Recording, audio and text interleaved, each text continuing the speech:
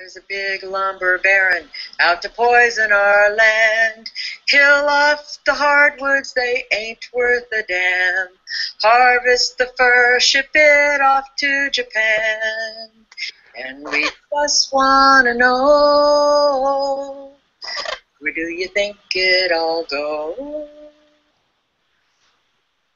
It's Carol Van Strum, and Susan and I kind of started everything back in 1970, what was it, 75? 75. Yeah. So that's a little preview of how the interview went. Did you like that, Carol? The song? Yes, that was great. Yeah, we enjoyed watching that one for sure. And that one of the advice that you give in the interview is, you know, no matter what you do in this world, that whether you're a singer or an artist or an activist or a public speaker, you know, do what you do, and that's how you make change, is when you really follow your heart and stay passionate about what you're involved with, and stay true to yourself too, without, you know, losing it in this whole movement, because it is frustrating. You know, I can't imagine being involved with this for. I mean, this is something that we're going to be involved with the rest of our lives, but we are definitely fresh in this movement and have only been involved for a couple years now. But it's a very important thing that we have going on here. It sounds like this class, Just Stories, changed your life. Oh, definitely. Definitely. Nothing we were expecting, that's for sure. And if one thing, it's given me such an appreciation for how healthy my friends and family are, and how lucky I feel to live in a world where, like, this poisoning does happen to the unexpected person.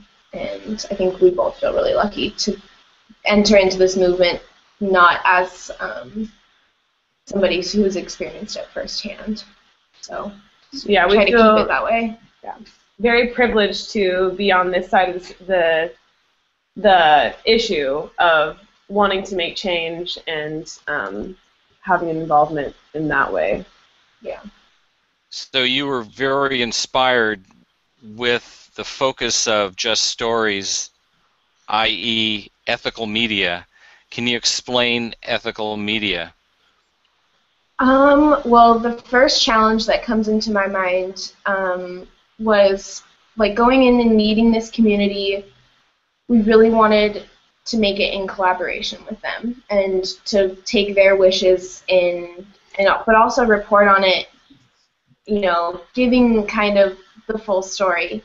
So a lot of the people who work in this community come from logging families or were loggers themselves. And so they were very cautious about bad-mouthing the logging industry.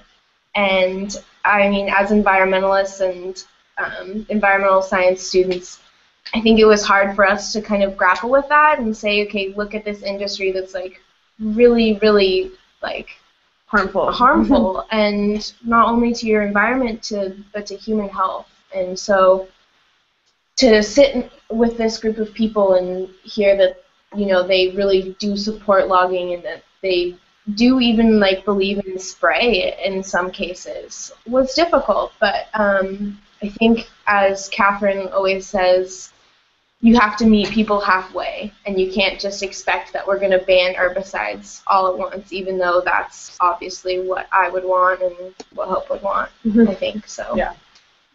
And another thing that, like, when we first started this class is we started by understanding what was wrong with the media in today's world. So, you know, mainstream media is all fear-based and isn't telling the story from the perspective of the community affected or the perspective of whose story is being told, and more as how can we get a reaction out of the public? How can we get, you know, it's different values of the story. So, you know, learning how fear-based media is not productive and usually isn't the truth was a huge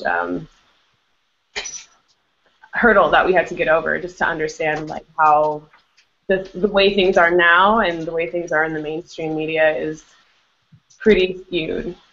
by perspectives and different things like that. Other than your organization, who else is practicing ethical media, in your opinion? Well, I think we all should have a round of applause for Shane Anderson, who produced Behind the Emerald Curtain. If you haven't seen it, I would contact us or contact Pacific Rivers for a copy of it.